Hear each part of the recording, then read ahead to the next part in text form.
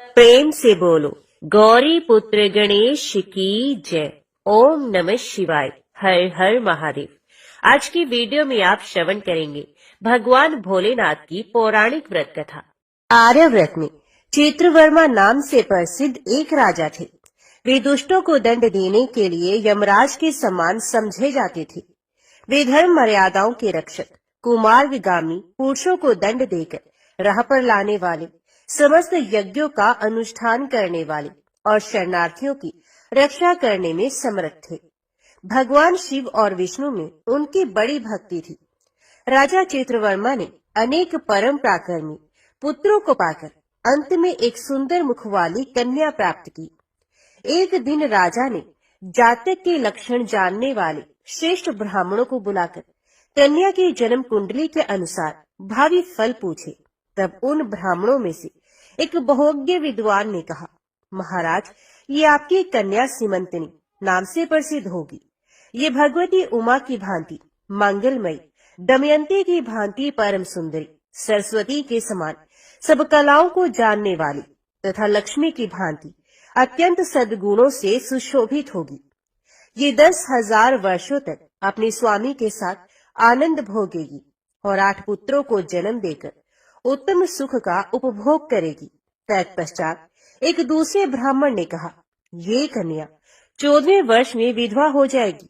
ये वज्रघात के समान दारुण वचन सुनकर राजा 2 घड़ी तक चिंता में डूबे रहे। तदंतर सब ब्राह्मणों को विदा करके राजा ने सब कुछ भाग्य के अनुसार ही होता है ऐसा समझकर चिंता छोड़ दी। सीमंतनी धीरे धीरे सयानी हुई। अपनी सखी के मुख से भावी वैधव्य की बात सुनकर उसे बड़ा खेद हुआ। उसने चिंता मगन होकर याज्ञवल्क्य मुनि की पत्नी मैत्रेयी से पूछा, माताजी, मैं आपके चरणों की शरण में आई हूँ। मुझे सौभाग्य बढ़ाने वाले सत्कर्म का उपदेश कीजिए। इस प्रकार शरण में आई हुई राजकन्या से पतिव्रता मैत्रेयी ने कहा, सुंदरी, तू शिव सहित पार्वती जी की शरण में जा और सोमवार को एकाग्रचित हो स्नान और उपवास पूर्वक स्वच्छ वस्त्र धारण करके शिव और पार्वती का पूजन कर। सोमवार के दिन शिव और पार्वती की आराधना करती रहे। इसे बड़ी भारी आपत्ति पड़ने पर भी तू उससे मुक्त हो जाएगी। घोर से घोर एवं भयंकर महाक्लेश में पड़कर भी शिव पूजा ना छोड़ना। उसके प्रभाव से महान भय से पार हो जाओगी। इस प्रकार सीमंतनी को आश्वासन देकर पतिव्रता मैत्रेयी आश्रम को चली गई। राजकुमारी ने उनके कथन अनुसार भगवान शिव का पूजन आरंभ किया। निषद देश में नल की पत्नी दमयंती के गर्भ से इंद्रसेन नामक पुत्र हुआ था। राजा इंद्रसेन के पुत्र चंद्रागत हुए। नृपश्रेष्ठ चित्रवर्मा ने राजकुमार चंद्रागत को बुलाकर गुरुजनों की आज्ञा से उन्हीं के साथ अपनी पुत्री सीमंतनी का विवाह कर दिया। उस विवाह में बड़ा उत्सव हुआ था। विवाह के पश्चात चंद्रागत कुछ काल तक ससुराल में ही रहे। एक दिन राजकुमार यमुना के पार जाने के लिए कुछ मित्रों के साथ नाव पर सवार हुए। भाग्यवश नाव यमुना के भंवर में मल्लाहों सहित डूब गई। यमुना के दोनों तटों पर बड़ा भारी हाहाकार मच गया। इस दुर्घटना को देखने वाले समस्त सैनिकों के विलाप से सारा आकाश मंडल गूंज उठा। डूबने वालों में से कुछ तो मारे गए और कुछ ग्राहों के पेट में चले गए तथा राजकुमार आदि कुछ लोग उस महाजल में अदृश्य हो गए। ये समाचार सुनकर राजा चित्रवर्मा बड़े व्याकुल हुए और यमुना के किनारे आकर मूर्छित होकर गिर पड़े। सीमंतनी ने भी जब ये समाचार सुना तब वे अचेत होकर धरती पर गिर पड़ी। राजा इंद्रसेन भी अपने पुत्र के डूबने का समाचार पाकर रानियों सहित बहुत दुखी हुए और शुद्ध बुद्ध खोकर गिर पड़े। तदंतर बड़े बूढ़ों के समझाने पर राजा चित्रवर्मा धीरे धीरे नगर में आए और उन्होंने अपनी पुत्री को धीरज बंधाया। राजा चित्रवर्मा ने जल में डूबे हुए अपने दामाद का औधर्वदेही कृत्य वहां आए हुए उनके बंधु बांधवों से करवाया। पतिव्रता सीमंतनी ने चिता में बैठकर पतिलोक में जाने का विचार किया, किंतु उसके पिता ने स्नेहवश रोक दिया। तब वे विधवा जीवन व्यतीत करने लगी। मुनि पत्नी मैत्रेयी ने जिस शुभ सोमवार व्रत का उपदेश दिया था, उसे सदाचार परायणा सीमंतनी ने विधवा होने पर भी नहीं छोड़ा। इस प्रकार 14वें वर्ष की आयु में अत्यंत दारुण दुख पाकर वे भगवान शिव के चरणार बिंदों का चिंतन करने लगी। शिव की आराधना करते करते उसके 3 वर्ष व्यतीत हो गए। उधर पुत्र शोक से उन्मत्त हुए राजा इंद्रसेन को बलपूर्वक दबाकर उनके भाइयों ने सारा राज्य छीन लिया और उन्हें पत्नी सहित पकड़कर कारागृह में डाल दिया। इंद्रसेन के पुत्र चंद्रागत यमुना के जल में डूबने पर नीचे नीचे गहराई में उतरने लगे। बहुत नीचे जाने पर उन्होंने नागवधुओं को जल क्रीड़ा में निमग्न देखा। राजकुमार को देखकर वे भी विस्मित हुई और उन्हें पाताल लोक में ले गई। वहां चंद्रागन ने तक्षक नाग के परम अद्भुत रमणीय नगर में प्रवेश किया और इंद्र भवन के समान मनोहर एक सुंदर महल देखा, जो बड़े बड़े रत्नों की प्रकाशमान किरणों से उद्दीप्त हो रहा था।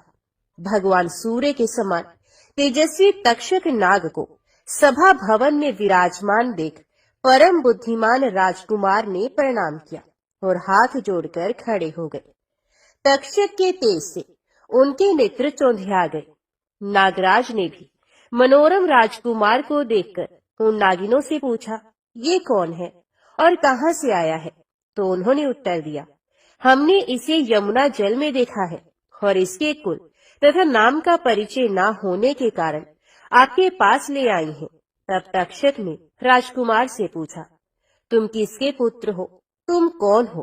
कौन सा तुम्हारा देश है और यहाँ पर तुम्हारा कैसे आगमन हुआ है? तो राजपुत्र ने कहा, भूमंडल में निषिद्ध नाम से प्रसिद्ध एक देश है, उसके स्वामी राजा नल महायशस्वी हो गए हैं। ये पुण्य श्लोक माने जाते हैं। उनके पुत्र इंद्रसेन हुए और इंद्रसेन का पुत्र मैं हुआ। मेरा नाम चंद्रागत है। मैं अभी नूतन विवाह करके ससुराल में ही टिका था और यमुना जी के जल में विहार करता हुआ देव की प्रेरणा से डूब गया। ये नागपत्नियां मुझे आपके पास ले आई हैं। जन्मांतर के उपार्जित पुण्यों के प्रभाव से यहाँ मैंने आपके चरणारविंदों का दर्शन किया है। आज मैं धन्य हूँ।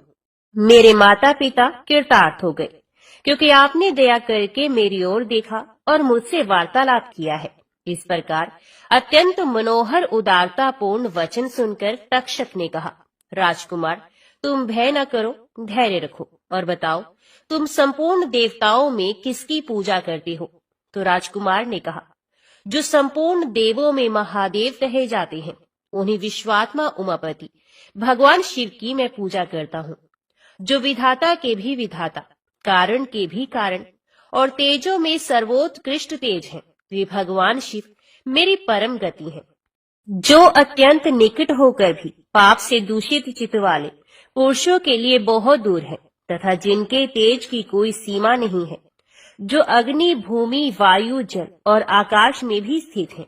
वे विश्वात्मा भगवान सदाशिव हम सबके लिए परम पूजनीय है, जो संपूर्ण भूतों के साक्षी, सबकी आत्मा में स्थित रहने वाले परमेश्वर तथा निरंजन है। संपूर्ण संसार जिनकी इच्छा के अधीन है, मैं उन भगवान शिव की पूजा करता हूँ। ज्ञानी पुरुष जिन्हें एक, आदि और पुराण पुरुष कहते हैं, गुणों के भेद से जिनमें भिन्नता की प्रतीति होती है, जिन्हें कोई तो क्षेत्रज्ञ, कोई तुरय और कोई कुटस्थ कहते हैं, ये भगवान शिव मेरे परम आश्रय हैं। जो चैतन्यमय अचिंत्य तत्व है, जिनके तेज का कहीं अंत नहीं है, श्रुति के नेति नेति वचनों से तदभिन्न समस्त वस्तुओं का बाध करके जिनके स्वरूप का निश्चय किया जाता है, तथा आत्मज्ञानी पुरुषों के मन और वाणी की वृत्तियां जिनका स्पर्श भी नहीं कर पाती, वे ही ये भगवान शिव मेरे परम पूज्य हैं। जिनका प्रसाद पाकर साधु पुरुष अत्यंत उज्ज्वल इंद्रपद की भी अभिलाषा नहीं रखते तथा कर्मों की अर्गला और काल चक्र को लांघकर निर्भय होकर विचरते हैं, ये भगवान शिव मेरी गति है। जिनकी स्मृति चांडाल की योनि में जन्म पाने वाले मनुष्यों के भी समस्त पाप रूपी रोगों का नाश करती है तथा जिनका संपूर्ण रूप श्रुतियों के लिए भी ढूंढने योग्य है, उन्हीं भगवान शिव के उद्देश्य से मैं सदैव पूजा करता हूँ। देव नदी गंगा जिनके मस्तक पर स्थान पाकर सुशोभित होती है, भगवती जगदम्बिका जिनके अर्धांग में निवास करती हैं, हाथ तक्षक और वासुकी दोनों नागराज जिनके कानों के कुंडल हैं, ये चंद्रशेखर भगवान शिव मेरे परमाश्रय हैं, जिनके चरण कमल वेदों के शीर्ष स्थानीय उपनिषदों में गौरव वंदित होते हैं।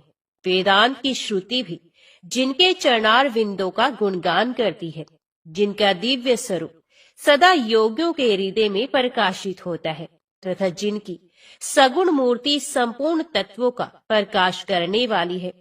गुणमयी सृष्टि पर विजय पाने वाले कि भगवान शंकर मेरे द्वारा पूजित होते हैं। राजकुमार की ये बात सुनकर तक्षक का चित्त प्रसन्न हो गया।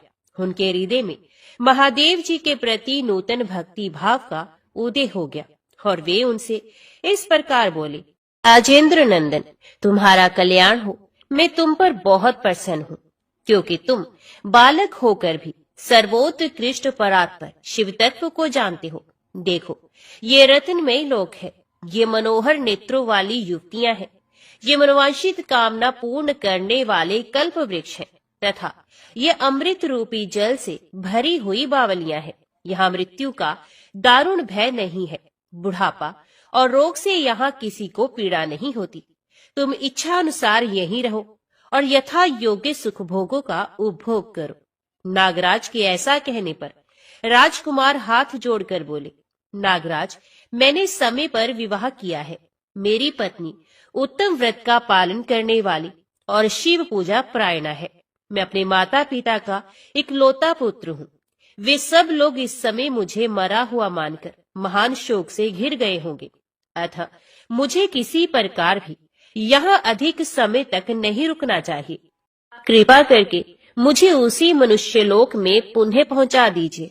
नागराज तक्षक ने कहा, राजकुमार, तुम जब जब मेरी याद करोगे तब तब तुम्हारे सामने प्रकट हो जाऊंगा। ऐसा कहकर उन्होंने राजकुमार को एक सुंदर अश्व भेंट किया, जो इच्छा के अनुसार चलने वाला था। अनेक प्रकार के द्वीपों, समुद्रों और लोकों में उसकी अप्रतिहत गति थी। इसके सिवा उन्हें रत्न में आभूषण, दिव्य वस्त्र एवं दिव्य अलंकार भेंट किए। उनकी सहायता के लिए सारी व्यवस्था करने के पश्चात तक्षक ने जाओ कहकर प्रेम पूर्वक उन्हें विदा किया। चंद्रागत उस घोड़े पर सवार होकर निकल गए और थोड़ी ही देर में यमुना के जल से बाहर आकर उस दिव्य अश्व पर चढ़े हुए ही नदी के रमणीय तट पर घूमने लगे। इसी समय पतिव्रता सीमंतनी अपनी सखियों से घिरी हुई वहां स्नान करने के लिए आई। उसे यमुना के तट पर मनुष्य रूपधारी नाग कुमार के साथ भ्रमण करते हुए राजकुमार चंद्रागत को देखा। दिव्य अश्व पर आरूढ़ हुए अपूर्व आकार वाले उन राजकुमार को देखकर वे उन्हीं की ओर दृष्टि लगाए खड़ी हो गई। उसे देखकर चंद्रागत ने भी मन ही मन विचार किया, जान पड़ता है इसे मैंने पहले कभी कहीं देखा है। तत्पश्चात वे घोड़े से उतरकर नदी के किनारे आकर बैठ गए और उस सुंदरी को बुलाकर समीप बैठाकर पूछा, तुम कौन हो, किसकी स्त्री और किसकी कन्या हो? सीमंतनी लज्जावश स्वयं कुछ बोल ना सकी। तब उसकी सखी ने सब बातें बताई। इसका नाम सीमंतनी है। ये निषिद्ध राज इंद्रसेन की पुत्र वधु, युवराज चंद्रागत की रानी तथा महाराज चित्रवर्मा की पुत्री है। दुर्भाग्यवश इसके पति इस महाजल में डूब गए। इसे वैधव्य का दुख प्राप्त करके ये बाला शोक से सूखती जा रही है। अत्यंत प्रबल शोक में ही इसने 3 वर्ष व्यतीत किए हैं। आज सोमवार है, इसलिए यहाँ यमुना जी में स्नान करने के लिए आई है। इसके श्वशुर का भी राज्य भी शत्रु ने छीन लिया है, बलपूर्वक उस पर अधिकार जमा लिया है और वे महाराज अपनी पत्नी के साथ उनकी कैद में पड़े हैं। ये सब होने पर भी ये निर्मल अंतकरण वाली सदाचार परायणा राजकुमारी प्रति सोमवार को अत्यंत भक्ति भाव के साथ पार्वती सहित महादेव जी की पूजा करती है। उत्तम व्रत का पालन करने वाली सिमंतनी ने अपनी सखी के मुख से सब बातें कहलवाकर स्वयं भी राजकुमार से पूछा, आप कौन हैं? आपके पार्श्ववर्ती ये दोनों पुरुष कौन है? अपने मेरे वृत्तांत को एक स्नेही की भांति क्यों पूछा है? महाबाहो, मुझे ऐसा जान पड़ता है कि पहले कभी मैंने आपको देखा है। आप मुझे स्वजन की भांति प्रतीत होती है। इतना कहकर राजकुमारी सिमंतनी नेत्रों से आंसू की धारा बहाती हुई बहुत देर तक फूट फूट कर रोती रही और मूर्छित होकर पृथ्वी पर गिर पड़ी। अपनी प्रियतमा के शोक का कारण सुनकर चंद्रागत भी शोक से व्याकुल हो 2 घड़ी तक चुपचाप बैठे रहे। तदंतर सिमंतनी उठकर राजकुमार की ओर बारंबार निहारने लगी। उसने पहले देखे हुए अंग चिन्हों, स्वर आदि लक्षणों, अवस्था के प्रमाण तथा रूप रंग आदि की परीक्षा करके ये निश्चय किया कि ये अवश्य ही यही मेरे पति हैं, क्योंकि मेरा हृदय प्रेम से अधीर होकर इन्हीं में अनुरक्त हुआ है। परंतु क्या मुझ अभागिनी को अपने मरे हुए पति का दर्शन हो सकता है? ये स्वप्न है या भ्रम? अथवा मुनि पत्नी मैत्रेयी ने जो मुझे ये कहा था कि तुम भारी से भारी विपत्ति में पड़ने पर भी इस व्रत का पालन करती रहना, उसी का तो ये फल नहीं है। एक श्रेष्ठ ब्राह्मण ने मेरा 10,000 वर्षों का सौभाग्य बताया था। उन ब्राह्मण देवता का ये वचन अवश्य सत्य होगा, ये ईश्वर के बिना कौन जान सकता है। इधर प्रतिदिन मुझे मंगल सूचक शुभ शगुन दिखाई देते हैं। देवी पार्वती के प्राणनाथ भगवान शिव के प्रसन्न होने पर देहधारियों के लिए कौन सी वस्तु दुर्लभ हो सकती है? इस प्रकार भांति भांति से विचार करके उसका संदेह दूर हो गया। लज्जा से उसने अपना मुख नीचे की ओर कर लिया। उस समय राजकुमार ने कहा, भद्रे, मैं तुम्हारे पति के शोक संतप्त माता पिता से ये समाचार बतलाने के लिए जा रहा हूँ। तुम्हारा कल्याण हो, तुम्हारे पति तुमसे शीघ्र ही मिलेंगे।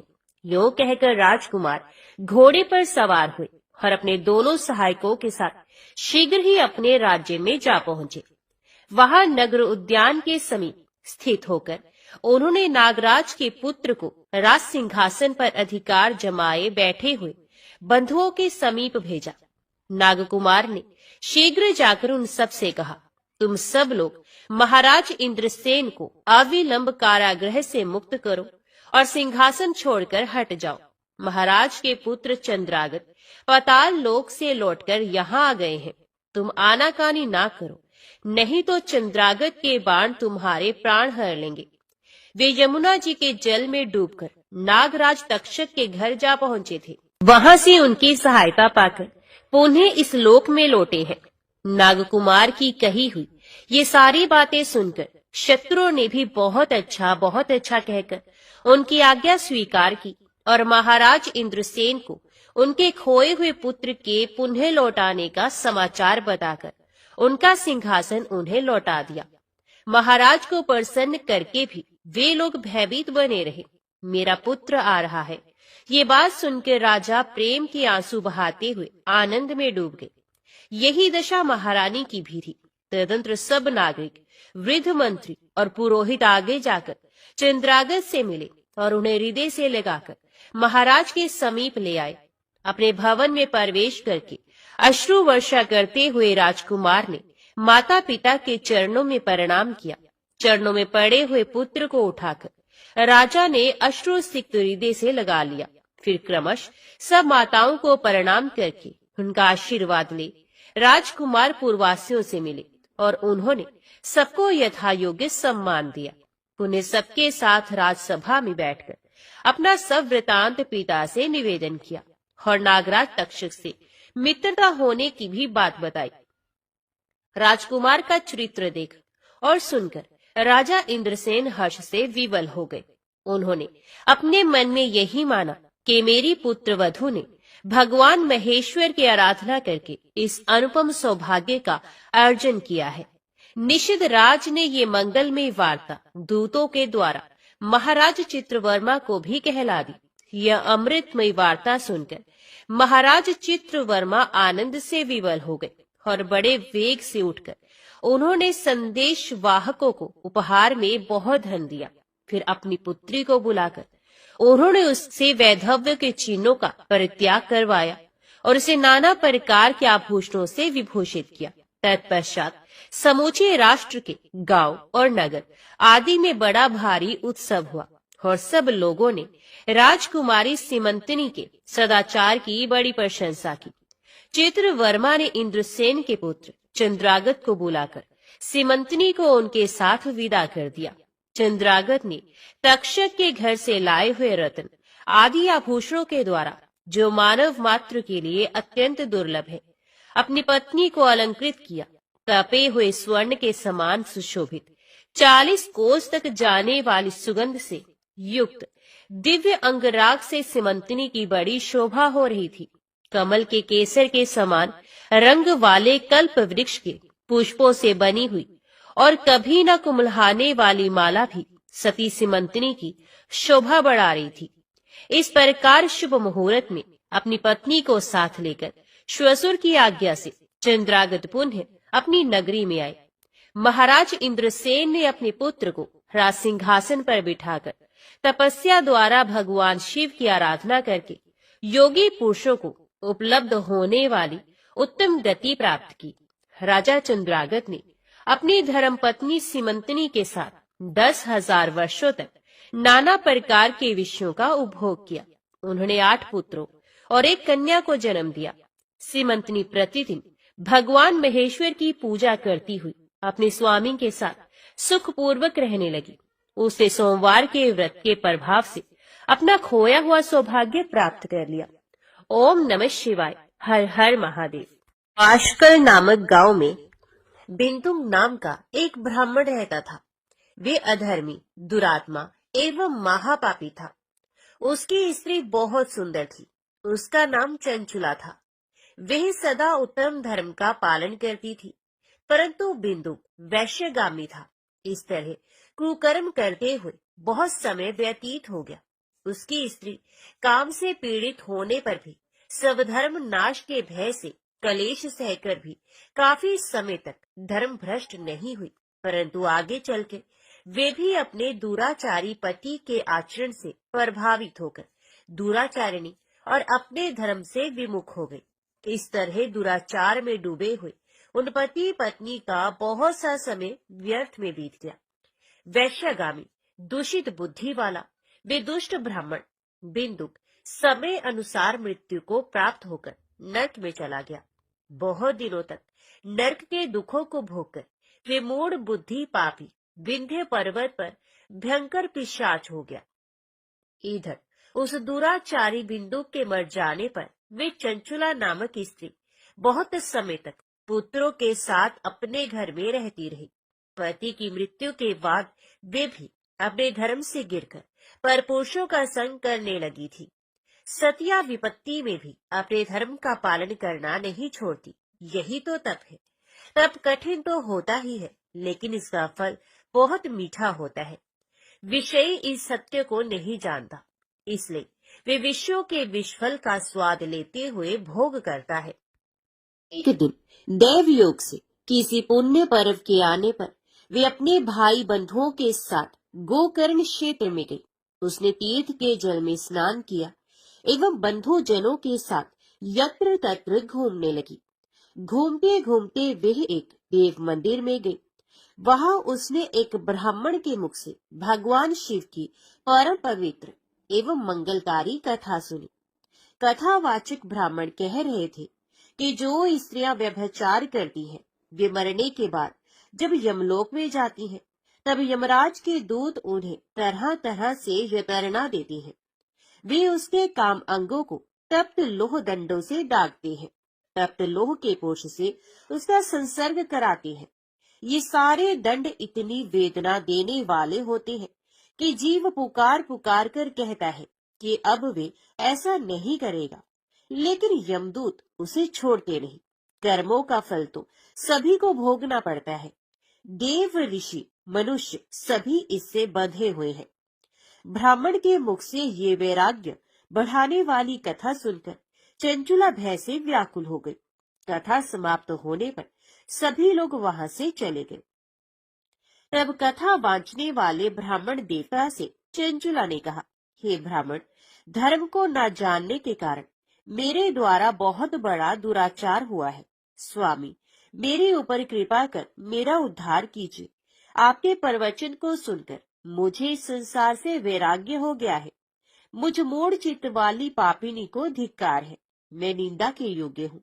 मैं बुरे विषयों में फंसकर अपने धर्म से विमुख हो गई थी। कौन मुझे जैसी कुमार्ग में मन लगाने वाली पापिनी का साथ देगा? जब यमदूत मेरे गले में फंदा डालकर मुझे बांध कर ले जाएंगे और नरक में मेरे शरीर के टुकड़े करेंगे, तब मैं कैसे उन महायातनाओं को सहन कर पाऊंगी? मैं सब प्रकार से नष्ट हो गई हूँ, क्योंकि अभी तक मैं हर तरह से पाप में डूबी रही हूँ। हे ब्राह्मण, आप मेरे गुरु हैं, आप ही मेरे माता पिता हैं। मैं आपकी शरण में आई हूँ। मुझ अबला का अब आप ही उद्धार कीजिए। सूत जी कहती हैं, इस प्रकार विलाप करती हुई चंचला ब्राह्मण देवता के चरणों में गिर पड़ी। तब ब्राह्मण ने उसे कृपा पूर्वक उठाया और इस प्रकार कहा, नारी, तुम सौभाग्यशाली हो जो भगवान शंकर की कृपा से तुमने वैराग्यपूर्ण शिव पुराण की कथा सुनकर समय से अपनी गलती का एहसास कर लिया है। तुम डरो मत और भगवान शिव की शरण में जाओ। उनकी परम कृपा से तुम्हारे सभी पाप नष्ट हो जाएंगे। मैं तुम्हें भगवान शिव की कथा सहज में मार्ग भी बताऊंगा, जिसके द्वारा तुम्हें सुख देने वाली उत्तम गति प्राप्त होगी। शिव कथा सुनने से तुम्हारी बुद्धि शुद्ध हो गई है और तुम्हें पश्चाताप हुआ है तथा मन में वैराग्य उत्पन्न हुआ है। पश्चाताप ही पाप करने वाले पापियों के लिए सबसे बड़ा प्रायश्चित है। पश्चाताप ही पापों का शोधक है। इससे ही पापों की शुद्धि होती है। सत्पुरुषों के अनुसार पापों की शुद्धि के लिए प्रायश्चित पश्चाताप से ही संपन्न होता है। जो मनुष्य अपने कुकर्म के लिए पश्चाताप नहीं करता, वे उत्तम गति प्राप्त नहीं करता, परंतु जिसे अपने कुकृत्य पर हार्दिक पश्चाताप होता है, वे अवश्य उत्तम गति का भागीदार होता है। इसमें कोई शक नहीं। शिव पुराण की कथा सुनने से चित्त की शुद्धि एवं मन निर्मल हो जाता है। शुद्ध चित्त में ही भगवान शिव व माता पार्वती का वास होता है। विशुद्ध आत्मा पुरुष सदा शिव के पद को प्राप्त होता है। इस कथा का श्रवण सभी मनुष्यों के लिए कल्याणकारी है, अतः इसकी आराधना व सेवा करनी चाहिए। ये कथा भवबंधन रूपी रोग का नाश करने वाली है। भगवान शिव की कथा सुनकर हृदय में उसका मनन करना चाहिए। इससे चित्त की शुद्धि होती है। चित्त शुद्धि होने से ज्ञान और वैराग्य के साथ महेश्वर की भक्ति निश्चय ही प्रकट होती है तथा उनके अनुग्रह से दिव्य मुक्ति प्राप्त होती है। जो मनुष्य माया के प्रति आसक्त है, वह इस संसार बंधन से मुक्त नहीं हो पाता। ब्राह्मण पत्नी, तुम अन्य विषयों से अपने मन को हटाकर भगवान शंकर की इस परम पावन कथा को सुनो। इससे तुम्हारे चित्त की शुद्धि होगी और तुम्हें मोक्ष की प्राप्ति भी होगी। जो मनुष्य निर्मल हृदय से भगवान शिव के चरणों का चिंतन करता है, उसकी एक ही जन्म में मुक्ति हो जाती है। ये कहकर वे ब्राह्मण चुप हो गए। उनका हृदय करुणा से भर गया। वे ध्यान में मगन हो गए। ब्राह्मण का उक्त उपदेश सुनकर चंचुला के नेत्रों में आनंद के आंसू छलक आए। वे हर्ष भरे हृदय से ब्राह्मण देवता के चरणों में गिर गई और हाथ जोड़कर बोली, मैं कृतार्थ हो गई। हे ब्राह्मण, शिव भक्तों में श्रेष्ठ स्वामी आप धन्य हैं। आप परमार्थदर्शी हैं और सदा परोपकार में ही लगे रहते हैं। साधु, मैं नर्क के समुद्र में गिर रही हूँ। कृपा करके मेरा उद्धार कीजिए।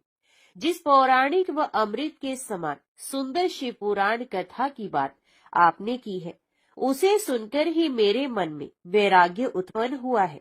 उस अमृतमय शिव पुराण कथा को सुनने के लिए मेरे मन में बड़ी श्रद्धा हो रही है।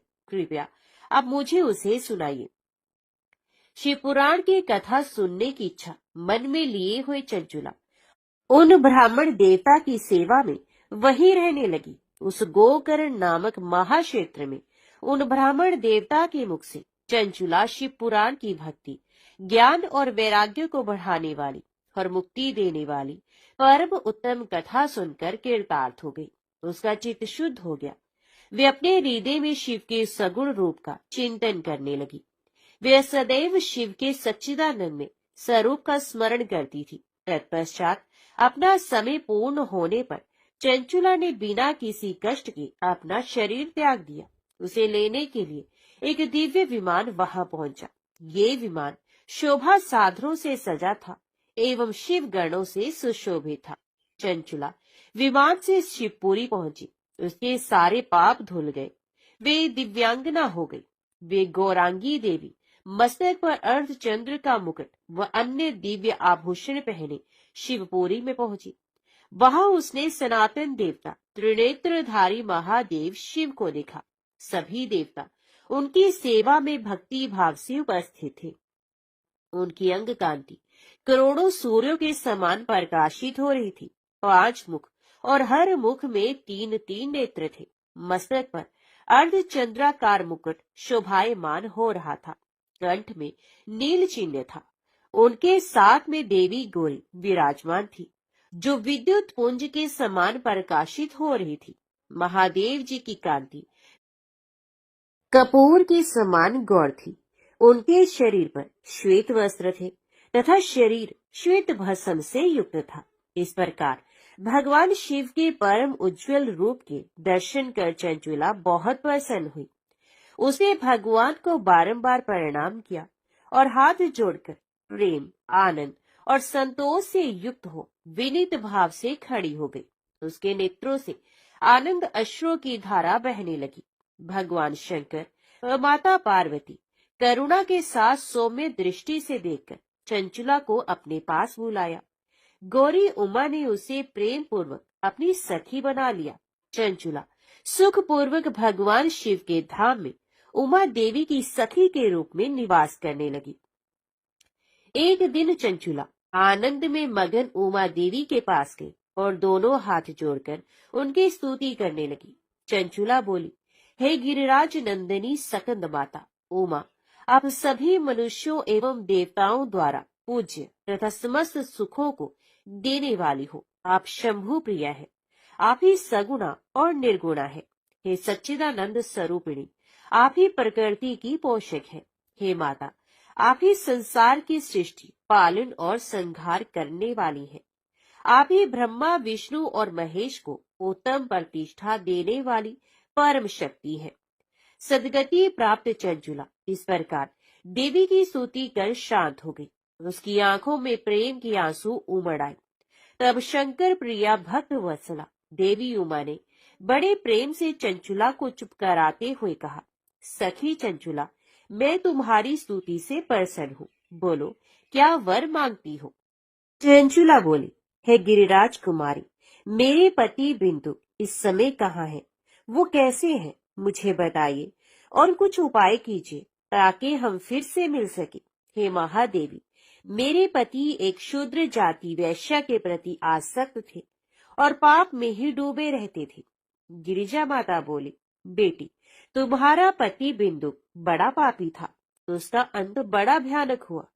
वैश्या का उपभोग करने के कारण वे मूर्ख नरक में अनेक वर्षों तक अनेक प्रकार के दुख भोगकर अब शेष पाप को भोगने के लिए विंध्य पर्वत पर पिशाच की योनि में रह रहा है।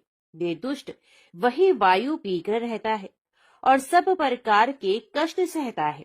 गौरी देवी की ये बात सुनकर चंचुला अत्यंत दुखी हो गई। फिर मन को किसी तरह स्थिर करती हुई दुखी हृदय से माता गौरी से उसने एक बार फिर पूछा, हे महादेवी, मुझ पर कृपा कीजिए और मेरे पापी पति का अब उद्धार कर दीजिए। कृपा करके मुझे वह उपाय बताइए जिससे मेरे पति को उत्तम गति प्राप्त हो सके। देवी गौरी ने कहा, यदि तुम्हारा पति बिंदु शिव पुराण की पुण्यमय उत्तम कथा को सुने तो वह इस दुर्गति को पार करके उत्तम गति का भागी हो सकता है।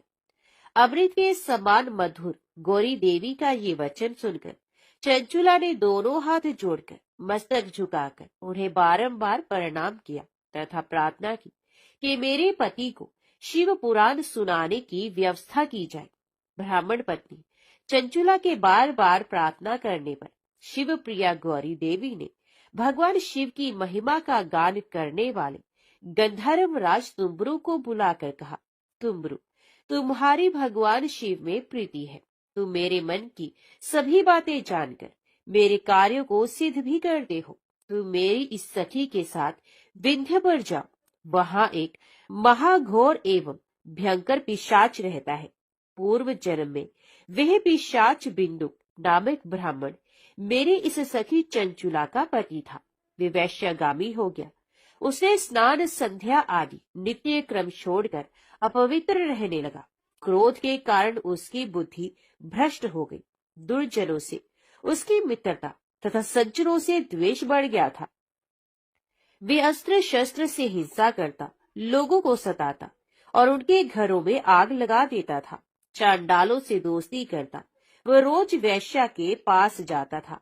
पत्नी को त्याग कर दुष्ट लोगों से दोस्ती कर उन्हीं के संपर्क में रहता था। वे मृत्यु तक दुराचार में फंसा रहा। मृत्यु के बाद उसे पापियों के भोग स्थान यमपुर में ले जाया गया। वहां घोर नरकों को सहकर इस समय वे विंध्य पर्वत पर पिशाच बनकर रह रहा है और पापों का फल भोग रहा है। तुम उसके सामने परम पुण्यमय पापों का नाश करने वाली शिव पुराण की दिव्य कथा का प्रवचन करो।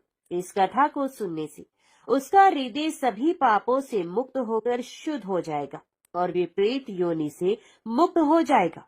दुर्गति मुक्त होने पर उस बिंदुक नामक पिशाच को विमान पर बिठाकर तुम भगवान शिव के पास ले आना। माँ उमा का आदेश पाकर गंधर्व राज तुम्बरू प्रसन्नता पूर्वक अपने भाग्य की सराहना करते हुए चंचुला को साथ लेकर विमान से पिशाच के निवास स्थान विंध्य पर्वत पर गया। वहां पहुंचकर उसने उस विकराल आकृति वाले पिशाच को देखा। उसका शरीर विशाल था, उसकी ठोड़ी बड़ी थी। वे कभी हंसता, कभी रोता तो कभी उछलता था। महाबली तुम्बुरु ने बिंदुक नामक पिशाच को पाशों से बांध लिया। उसके पश्चात तुम्बुरु ने शिव पुराण की कथा बांचने के लिए स्थान तलाशकर मंडप की रचना की।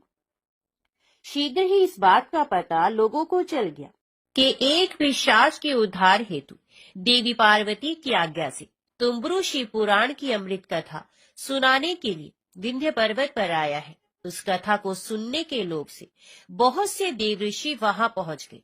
सभी को आदर पूर्वक स्थान दिया गया।